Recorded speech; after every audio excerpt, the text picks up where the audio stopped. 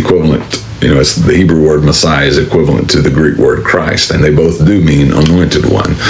So when the Bible calls Jesus the Christ, the Anointed One, it is saying that God the Father has anointed him and set his seal of approval on him. And even when he was baptized in Matthew 3 and verse 17, when Jesus was, the Father spoke out of heaven and said, "This is my beloved Son in whom I am well pleased."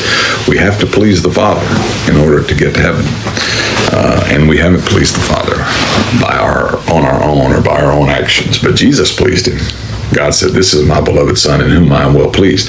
And so when the Bible talks about us being in Christ, then that means we are pleasing to God. The reason I'm pleasing to God, I can look at you and say, I live a life that's pleasing to God. Not in my practice. He was claiming in John 8:58, when he said, "I am," before Abraham was, "I am." They knew that that was a quote description of God or name for God in the Old Testament. They knew what he was claiming because they took up stones and wanted to kill him. So he claimed to be God. And see, what doesn't make sense about Islam to me is that they say that Jesus was a great prophet and a great man, but he wasn't God. He wasn't a great man or a great prophet if he wasn't God, because he said he was God and he claimed to be God. So you cannot say, but this is what puts people on the horns of a dilemma, so to speak. What am I going to do with this guy? What am I going to do with Jesus? I don't want to believe he's God because that goes against my religion. Rather than just changing your religion and accepting the fact that he is God.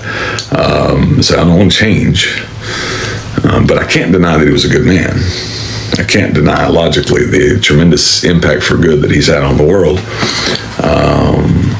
What am I going to do with him? Well, I know what I'll do with him. I'll say he was a good teacher and a great prophet, but he was just not God. He was not the same. Because if he's God, that means he's the religion and we got to follow him completely. And he's the only way to heaven. The problem with that is, if he's not God, then he lied or he was crazy. But a great prophet is not crazy and doesn't lie. So you can't have it both ways. You're either going to have to say this was the biggest con man who ever lived, and is that honestly what you believe about Jesus? Is that honestly what you believe about this man Jesus? You're either going to have to say he was a con man. Okay, Justin, you want to accept Christ?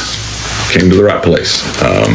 Don't let anybody tell you that this is some big, complicated thing. It's a huge decision, and it will change your life.